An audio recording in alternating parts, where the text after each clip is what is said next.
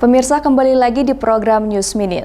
Menteri Koperasi dan UMKM Teten Mas Duki mendukung pengembangan usaha kerajinan kulit yang dihasilkan dari Sukaregang, Garut, Jawa Barat, agar nantinya dapat bersaing di pasar nasional. Saat tiba di Kabupaten Garut, Menteri Koperasi dan UKM Teten Mas Duki meresmikan rumah produksi bersama produk kerajinan kulit Garut yang berlokasi di Jalan Guntur, Kecamatan Garut Kota.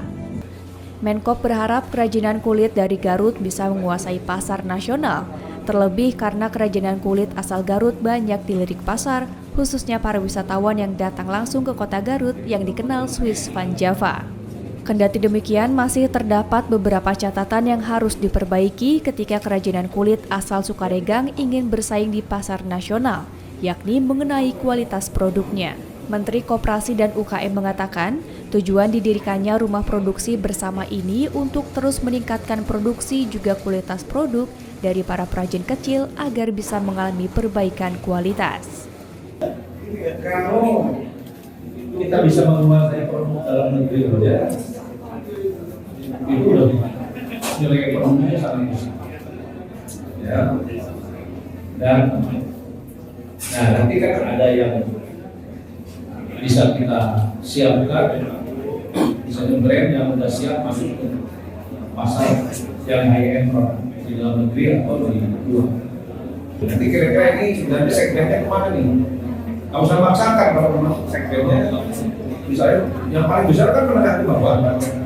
Ya udah, kita bikin produk ya memang menengah bawah. Gitu. Tapi kita juga bisa membuat custom produk yang branded itu untuk yang sudah siap masuk ke high-end. Kedepannya, rumah produksi bersama produk kerajinan kulit Garut ini ada beragam hal yang bisa dikerjakan, mulai dari pusat produksi bahan mentah jadi kerajinan, hingga riset dan pengembangan produk. Dari Garut, Jawa Barat, Tim Liputan Inspira TV melaporkan.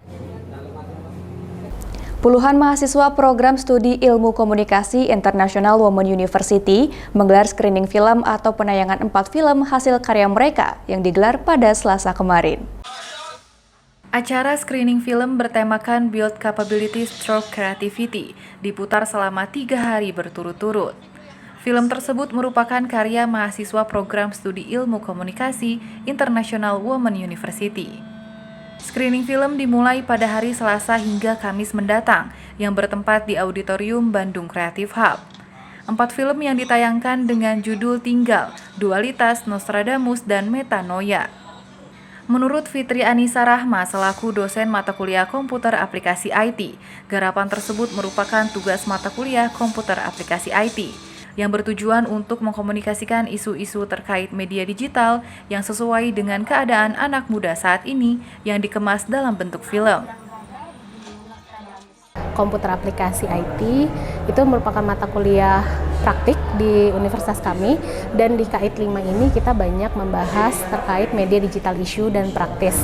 Nah, dalam mata kuliah tersebut karena kami ini dari Prodi Ilmu Komunikasi, kami berusaha dan berupaya sedemikian rupa untuk bisa mengkomunikasikan isu-isu terkait media digital yang saat ini itu menjadi concern di mahasiswa, di usia-usia mahasiswa seperti itu. Jadi kebetulan karena kalau konteks komunikasi itu kan tidak melulu harus tekstual, tidak hanya harus selalu verbal saja, tapi juga ada kaitannya dengan nonverbal, kemudian juga penyampaian itu tidak melulu harus konteksnya itu hanya audio saja, visual saja.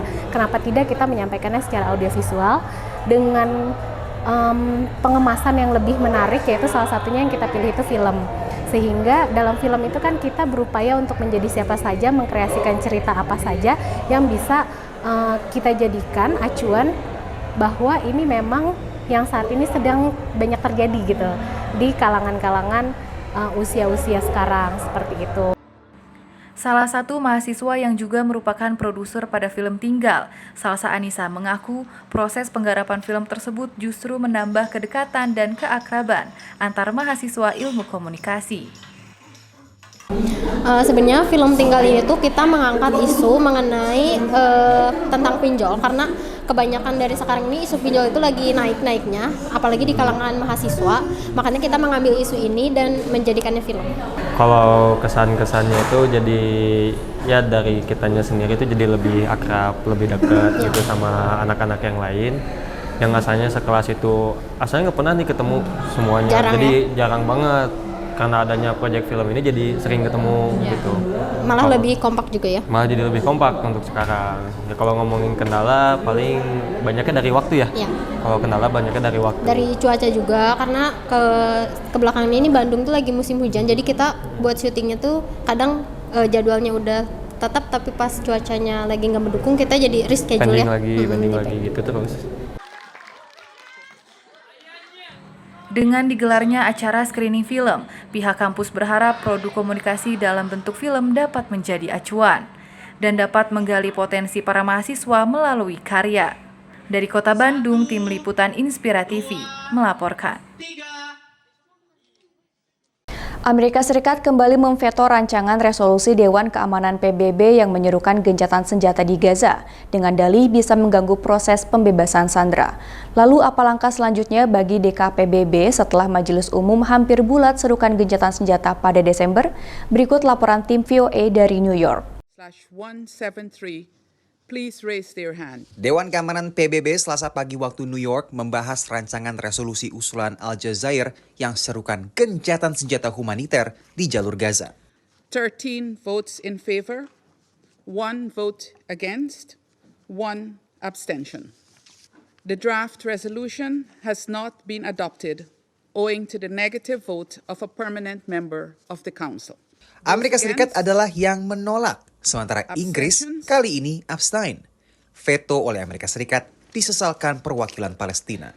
It is absolutely reckless and dangerous against shielding Israel even as it commits the most shocking crimes while exposing millions of innocent Palestinian civilians to its wrath and more untold horrors. It is not Israel that should be protected by the veto. It is Palestinian children, women, and men who must be protected by this council acting now. Ini adalah draft resolusi ketiga terkait perang Israel-Hamas yang telah diveto Amerika Serikat sejak pecahnya konflik pada 7 Oktober. Dubes Amerika Serikat untuk PBB Linda Thomas-Greenfield menyebut draft resolusi yang diajukan oleh Aljazair ini dibawa ke PBB secara tergesa-gesa. AS juga menyebut bahwa draft ini tidak mempertimbangkan faktor kekhawatiran Amerika Serikat dan Israel soal pembebasan sandera yang tengah dalam proses negosiasi. Amerika Serikat pun mengusulkan rancangan resolusi baru. Demanding an immediate, unconditional ceasefire without an agreement requiring Hamas to release the hostages will not bring about a durable peace. Instead, it could extend the fighting between Hamas and Israel. Draft AS yang dikonsultasikan dengan Mesir dan Qatar menyerukan gencatan senjata selama 6 pekan. Hanya bila perjanjian pembebasan sandera telah dicapai antara Israel dan Hamas. This is the first time that the US has proposed a text which really does include some fairly strong implicit criticism of Israel's campaign in Gaza and the situation in the West Bank. And I think that the Biden administration may be sending a subtle sign that it will continue to protect Israel at the UN, but its patience is not limitless. Pada Desember, Majelis Umum PBB hampir bulat mendukung seruan gencatan senjata. Meski resolusi Majelis Umum bersifat tidak mengikat, tapi dukungan mayoritas anggota PBB ini mencerminkan opini mayoritas negara di dunia yang inginkan gencatan senjata. Dari markas PBB di New York, Randy Wicaksana, Patsy Widakuswara, dan tim VOA.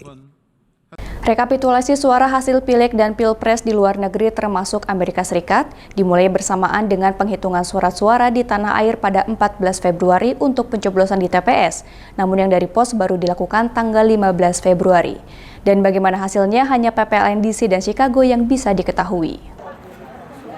Inilah suasana rekapitulasi suara oleh Panitia Pelaksana Pemilu Luar Negeri di 6 kota Amerika Serikat. yakni Los Angeles, San Francisco, Houston, Chicago, New York, dan Washington DC. Di Washington DC, panitia menghitung suara selama 2 hari, surat suara yang dicoblos di TPS pada 14 Februari, lalu suara melalui pos pada 15 Februari. Para saksi tampak puas dengan hasil pemilihan umum di Washington DC, meski jumlah suaranya relatif kecil. Ya, yang kita harapkan untuk kedepannya lagi kita bisa mendapatkan voter lebih banyak lagi gitu. Mungkin kita lebih banyak untuk melakukan knock the door lah kayak gitu. Lagi karena transparan banget ke PPL, anggota PPLN-nya. Kalaupun ada surat sah tidak sah ya seperti biasa lah ya, kayak coblosnya ke sana di luar kotak gitu-gitu sih. Kalau dari kecurangan misalnya dari PPLN sendiri atau dari paslon-paslon itu nggak ada sama sekali. Kalau menurut saya sih saksi juga punya turut andil ya untuk menjaga keamanan, karena kita juga diperbolehkan untuk melihat semuanya gitu. Dari awal tadi buka pintu suara kan pintunya dikunci pakai pin segala macam. Sama sekali di sini dan juga teratur. Lagipun kalian kan sudah ada di sini dan menyerahkan dari kemarin dari tanggal 10 itu, iya kan? Jadi aman lah. Sementara PPLN New York dan Houston tak hanya menghitung surat suara dari TPS maupun pos, tapi juga surat suara dari kotak suara keliling atau KSK yang sebelumnya telah mendatangi pemilih di sejumlah kota dengan populasi besar warga Indonesia. Untuk New York ada juga surat suara dari KSK Philadelphia dan Dover. Sementara di Houston ada 7 KSK meliputi tak hanya negara bagian Texas, tempat Houston berada, tapi juga Arkansas, Florida, Georgia, Louisiana, dan Oklahoma. Untuk penghitungan surat suara dari TPS pada tanggal 14 Februari, yang dihitung hanya surat suara yang diterima pada hari pencoblosan di TPS, dan juga surat suara dari kotak suara keliling. Tetapi untuk penghitungan lewat pos lebih fleksibel. Panitia akan menerima surat suara tambahan bahkan pada hari penghitungan 15 Februari hingga penghitungan ditutup. Dengan demikian tidak ada surat suara yang terbuang. Meminta persetujuan dari Panwaslu maupun dari para saksi. Kita tunggu lagi satu kali lagi dan ternyata memang datang satu surat suara dan itu merupakan suara pos. Hasil penghitungan surat yang paling cepat diketahui adalah dari PPLN Washington DC dan Chicago, Illinois, karena jumlah surat suara yang dihitung lebih kecil dibandingkan wilayah lainnya. Tetapi permasalahan kita, karena DPT itu kan ditutup 21 Juni 2023 ya. Jadi dengan jangka waktu 8 bulan, masyarakat kita ini cukup mobilitasnya itu tinggi. Jadi banyak yang sekolah, yang sudah lulus. Sementara PPLN lain perlu waktu lebih lama karena banyaknya jumlah surat suara dari pos yang baru mulai dihitung Kamis waktu setempat. Demikian laporan tim VOA. Terima kasih Sobat Inspira yang telah menyaksikan program News Minute. Saksikan terus ragam informasi menarik lainnya setiap hari Senin sampai Jumat hanya di Inspira TV. Saya Furi Elvira pamit undur diri. Wassalamualaikum warahmatullahi wabarakatuh. Sampai jumpa.